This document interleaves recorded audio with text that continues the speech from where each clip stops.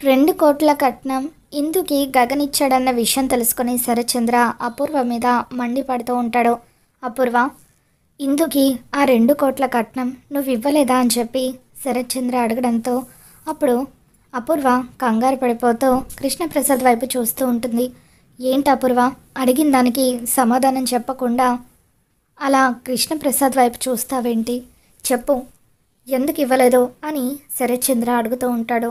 అంటే బావా, అది నేను మర్చిపోయాను బావా అని చెప్పి అపూర్వ అంటూ ఉంటుంది. ఇందు ఈ ఇంటి ఆడపిల్ల అపూర్వ. తన పెళ్లి దగ్గర నుండి తన కట్నం వరకు అన్ని విషయాలు కూడా నేనే దగ్గరుండి చూసుకుంటానని ఆ రోజు నువ్వు నాతో చెప్పావు. నేను కూడా నీ మాటలు నమ్మి ఇందు బాధ్యత మొత్తం కూడా నీ చేతుల్లో పెట్టి ఆ విషయం గురించి వదిలేశాను. గగన్ కట్నం ఇచ్చాడన్న విషయం ఇప్పుడు మీరా చెప్పే వరకు నాకు తెలియలేదు. అసలు ఏం చేస్తున్నావు అపూర్వ నువ్వు? నా శత్రువైన గగన్ ఇందుకి 2,00,00,000 కట్నం ఇచ్చాడన్న విషయం బయటకు తెలిస్తే అప్పుడు నాకు ఎంత చిన్న చూపు అని చెప్పి శరత్చంద్ర అపూర్వ మీద మండిపడుతూ, నువ్వు తప్పు చేసావు అపూర్వ అంటూ అపూర్వ చెంప పగలగొడతాడు. ఇక దాంతో కృష్ణప్రసాద్ చాలా ఆనందంగా మొట్టమొదటిసారి శరత్చంద్ర అపూర్వ మీద చేయి చేసుకోవడం చూసి హ్యాపీగా అలా చూస్తూ ఉంటాడు. ఇంతలో మీరా అక్కడికి వస్తుంది. అన్నయ్య, వదిన్ని కొట్టారేంటన్నయ్య అని చెప్పి మీరా అంటూ ఉంటే, అమ్మ మీరా, నన్ను క్షమించమ్మా. ఇందు విషయంలో చాలా పెద్ద పొరపాటు జరిగింది. ఈ అపూర్వ అన్ని విషయాలు చూసుకుంటానని చెప్పడంతో నేను ఆ విషయం గురించి వదిలేశాను. అపూర్వ కట్నం ఇచ్చుంటుందని అనుకున్నాను, కానీ ఇందు విషయంలో ఇలా జరుగుతుందని అస్సలు అనుకోలేదు. ఈ విషయంలో నువ్వు నన్ను క్షమించాలమ్మా అని చెప్పి శరత్చంద్ర మీరా చేతులు పట్టుకుంటాడు. అయ్యో అన్నయ్య, ఇంత చిన్న విషయానికి మీరు నాకు క్షమాపణ చెప్పడం ఏంటి? మొదట ఆ గగన్ కట్నం ఇచ్చాడని తెలియగానే ఇందు మీకంటే నాకు అన్నయ్య ఎక్కువ అని నాతో చెప్పడంతో నాకు చాలా కోపం వచ్చింది అన్నయ్య. కానీ జరిగిన విషయంలో మీ తప్పేమీ లేదని తెలిసిన తర్వాత ఆ కోపం మొత్తం పోయింది అని చెప్పి మీరా శరత్చంద్రతో అంటూ ఉంటుంది. ఏది ఏమైనా ఆ గగన్ నా శత్రువు అయినప్పటికీ మనకి చాలా పెద్ద సాయం చేశాడమ్మా. ఇందు జీవితాన్ని నిలబెట్టాడు. కాబట్టి నేను ఇప్పుడే ఒక నిర్ణయానికి వచ్చాను.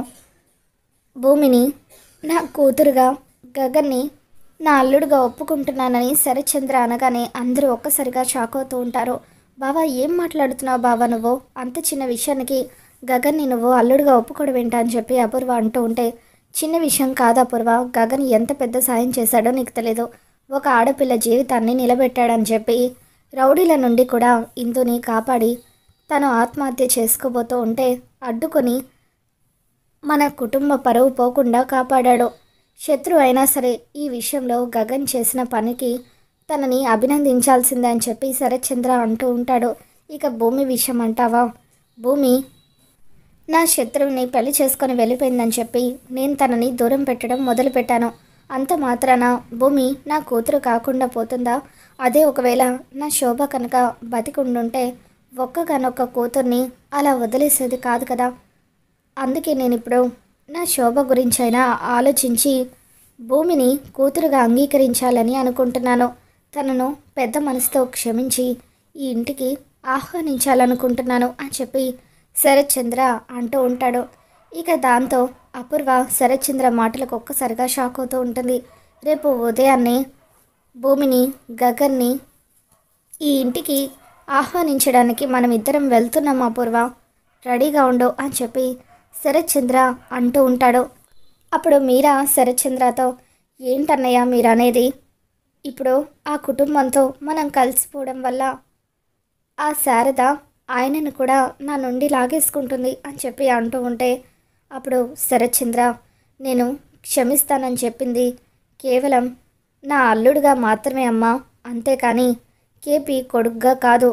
కేపీ కొడుగ్గా గగన్ని ఎప్పటికీ నేను క్షమించను అని చెప్పి శరత్చంద్ర అంటూ ఉంటే మీరా ఆనందపడుతూ ఉంటుంది. గోరింటాక్ సుజాత అపూర్వతో, అమ్మాయి అపూర్వ, నేను చూస్తుంది అల్లుడు గారినేనా? ఎప్పుడు లేనిది అల్లుడు గారిలో ఇంత మార్పు వచ్చిందేంటి? గగన్ పైన ఇంత ప్రేమ చూపిస్తున్నారేంటి అని చెప్పి అంటూ ఉంటే బావేదో ముచ్చట పడుతున్నాడు కదా పిన్ని, వెళ్ళి పిలవనివ్వు. ఆ గగన్ గడి గురించి నాకు బాగా తెలుసు. వాడికి ఈగో ఎక్కువ.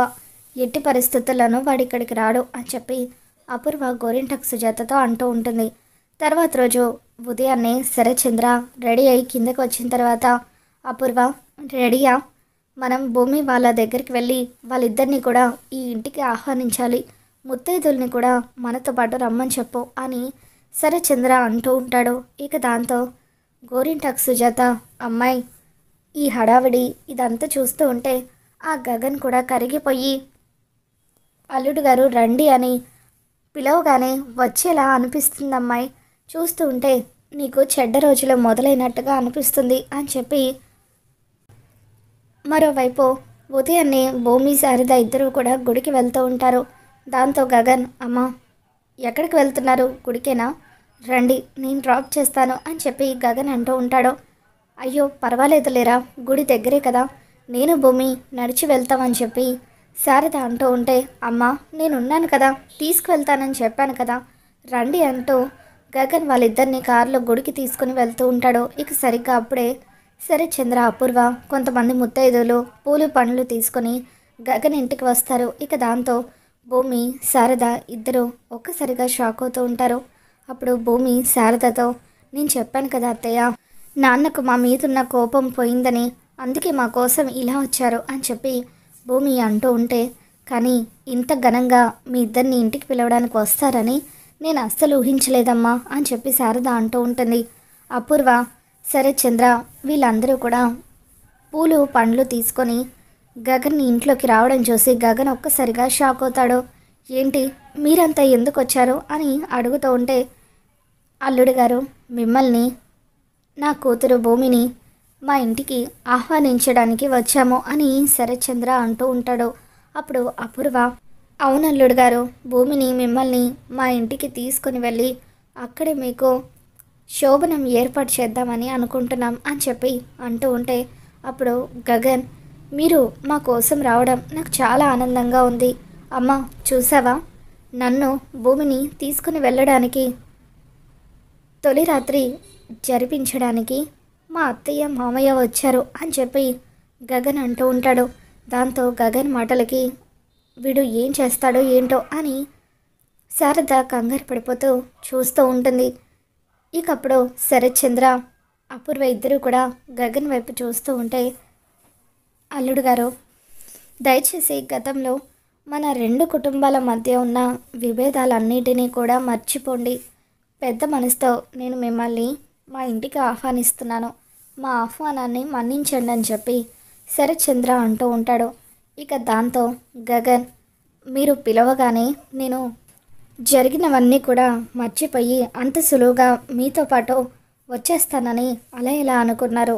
గతంలో మీరన్న మాటలు, చేసిన పనులు ఇవన్నీ మర్చిపోయాను అనుకుంటున్నారా అని చెప్పి గగన్ అంటూ ఉంటాడు. అవన్నీ కూడా పక్కన పెడితే, అసలు మీ అమ్మాయి భూమి మెడలో నేను తాళి కట్టలేదు, తనే నా భార్య కానప్పుడు మీరు నాకు అత్తమామ ఎలా అవుతారో అని చెప్పి గగన్ ప్రశ్నిస్తూ ఉంటాడు. దాంతో భూమి, బావా నువ్వు నా మెడలో తాళి కట్టడం నిజం బావా, నేను నీ భార్య నవ్వడం నిజం అని చెప్పి, నాన్న నిజంగానే ఆయన నా మెడలో ఈ తాళి కట్టారు అని అంటూ ఉంటే, నాకు అంతా తెలుసమ్మా, నువ్వు నాకేం చెప్పక్కర్లేదు అని చెప్పి, అల్లుడు గారు తాగిన మత్తులో మీకు ఆ విషయం గుర్తులేదనుకుంటా అని చెప్పి, భూమిని మీరు భార్యగా అంగీకరించడం లేదు కాబట్టి మొదట మా ఇంట్లో మీ ఇద్దరికి నల్లపూసల కార్యక్రమం జరిపిస్తాను. ఆ నల్లపూసల కార్యక్రమంలో మొదట మీరు భూమి మెడలో తాళి వేసి అప్పుడు తన మెడలో నల్లపూసలు కడతారు. అలా శుభముహూర్తంలో మీ ఇద్దరికి నల్లపూసల కార్యక్రమం జరిపిస్తే మళ్ళీ పెళ్ళి జరిగినట్టే కదా. అప్పుడు మీ ఇద్దరి తొలి రాత్రికి ముహూర్తం పెట్టిస్తామని చెప్పి దయచేసి మా ఆహ్వానాన్ని మన్నించండి అల్లుడు గారు అని చెప్పి శరత్చంద్ర అంటూ ఉంటాడు. ఇక దాంతో గగన్, మీరు ఇంతలా పిలుస్తున్నారంటే ఖచ్చితంగా మళ్ళీ ఏదో ప్లాన్ ప్రకారమే రమ్మన్నట్టున్నారు అని చెప్పి అంటూ ఉంటే, అప్పుడు శారద గగన్తో, రే గగన్, అంత పెద్ద మనిషి అన్నీ పక్కన పెట్టి నిన్ను భూమిని అంత మనస్ఫూర్తిగా ప్రేమగా ఆహ్వానిస్తూ ఉంటే ఎందుకురా మొండికేస్తున్నావో? వాళ్ళ ఆహ్వానాన్ని మన్నించి నువ్వు భూమితో కలిసి ఆ ఇంటికి వెళ్ళు అని శారద అంటూ ఉంటుంది. ఇక దాంతో గగన్, నేను అక్కడికి రావాలంటే ఒక కండిషన్, మా అమ్మని కూడా మీరు అక్కడికి ఆహ్వానించాలని చెప్పి గగన్ కండిషన్ పెడతాడు. ఇక దాంతో శరత్చంద్ర శారద దగ్గరకు వచ్చి, శారద, నా చెల్లెలు మీరా ఎంతో, నువ్వు కూడా అంతే. గతంలో నేను నీ పట్ల ఎంతో మూర్ఖంగా ప్రవర్తించాను. దయచేసి అవన్నీ మనసులో పెట్టుకోవద్దు. గగన్ని, భూమిని నువ్వే దగ్గరుండి తీసుకొని రావాలని చెప్పి శరత్చంద్ర అనడంతో, అలాగే శరత్చంద్ర గారు, వాళ్ళిద్దరిని నేను తీసుకొని వస్తాను, మీరు వెళ్ళండి అని చెప్పి అంటూ ఉంటుంది. ఇక ఆ విధంగా శారద గగన్ని ఒప్పించి భూమిని, గగన్ని శరత్చంద్ర ఇంటికి తీసుకొని వెళ్తుంది. ఇక అక్కడ భూమికి, గగన్కి నల్ల పూసల కార్యక్రమంతో పాటు శరత్చంద్ర పంతులు గారి చేత వాళ్ళ కార్యానికి కూడా ముహూర్తం పెట్టిస్తూ ఉంటారు. మరి మొత్తానికి ఆ విధంగా భూమి, గగన్ ఇద్దరు అయితే శరత్చంద్ర ఇంట్లో అడుగు పెడతారు. మరి రాబోతున్న ఎపిసోడ్లో ఏం జరగబోతుందో మళ్ళీ మన ఛానల్లో తెలుసుకుందాం. ఈ వీడియో మీకు నచ్చినట్లయితే తప్పకుండా లైక్ చేయండి.